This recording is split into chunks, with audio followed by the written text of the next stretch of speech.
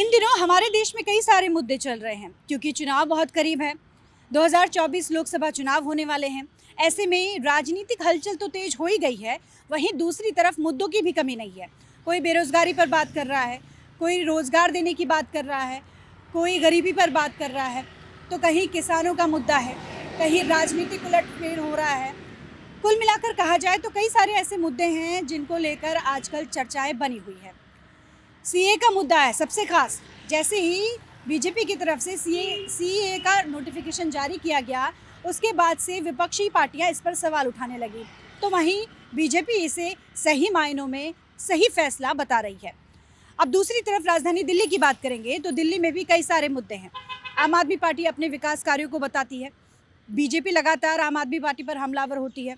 कई सारे मुद्दों को लेकर कई सारे सवाल आम आदमी पार्टी पर किए जा रहे हैं कि इतने सालों में दिल्ली का विकास करने में आम आदमी पार्टी पीछे रह गई। ये तो हो गई कुछ पॉलिटिकल बातें।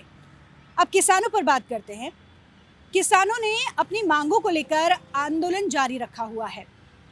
बातचीत यहाँ पर हुई मंत्रियों के साथ में, लेकिन वो बेनतीजा रही। किसान लगातार इस मांग पर अड़े रहे कि वो दिल्ली आना चाहते हैं। दिल्ली देश की राजधानी है, यहाँ पर आकर हर किसी को अपनी बात रखने का पूरा अधिकार है।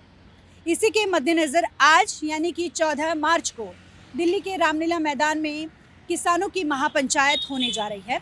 इस महापंचायत में किसानी जो नेता हैं उन्होंने आह्वान किया था कि सारे ही जितने भी किसान वर्ग है, मजदूर वर्ग है, आम आदमी भी इस आंदोलन में या फिर इस महापंचायत में हिस्सा ले सकता है।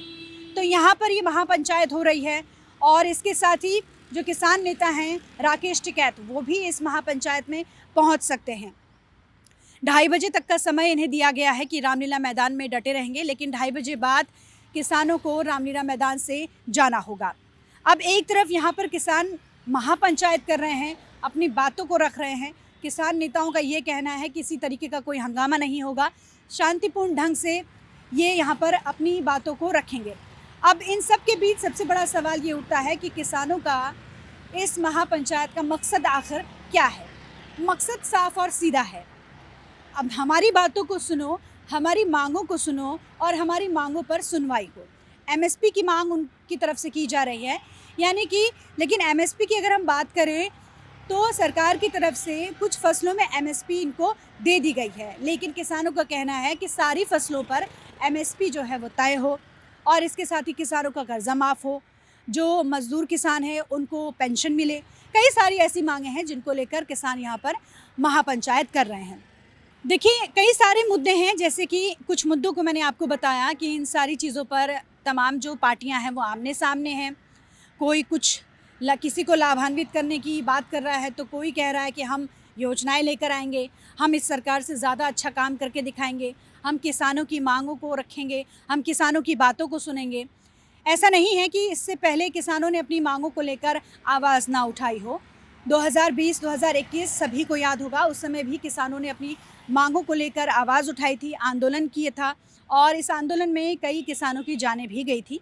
एक बार फिर से अपनी मांगों को लेकर आंदोलन पर किसान महापंचायत कर रहे हैं, लेकिन सवाल इस पर भी उठता है कि अगर बीजेपी सरकार ये कहती हुई नज़र आ रही है कि किसानों की मांगें मान ली गई हैं और उन्हें उनकी कुछ फसलों पर एमएसपी तय की गई है, तो फिर इस तरह के आंदोलन का क्या मकसद है?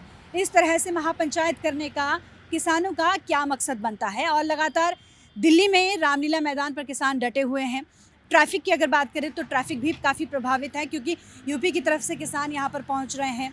इसके साथ ही हरियाणा की तरफ से भी किसान यहाँ पर पहुँचे हैं। बुधवार को किसान नेताओं ने रामलीला मैदान का जायज़ा भी लिया था कि आखिर किस तरीके की तैयारी है। 5000 से ज़्यादा किसान इस महापंचायत में शामिल हैं। ऐसे में देखना ये बड़ा दिलचस्प होगा कि इनकी ये महापंचायत क्या रंग लाती है और पहले ही जो मुद्दों पर हमने बात करी, इन मुद्दों का क्या होता है। कैमरामैन विनोद चौधरी के साथ नीतू गौरकिला, नवोदय टाइम्स, पंजाब केसरी।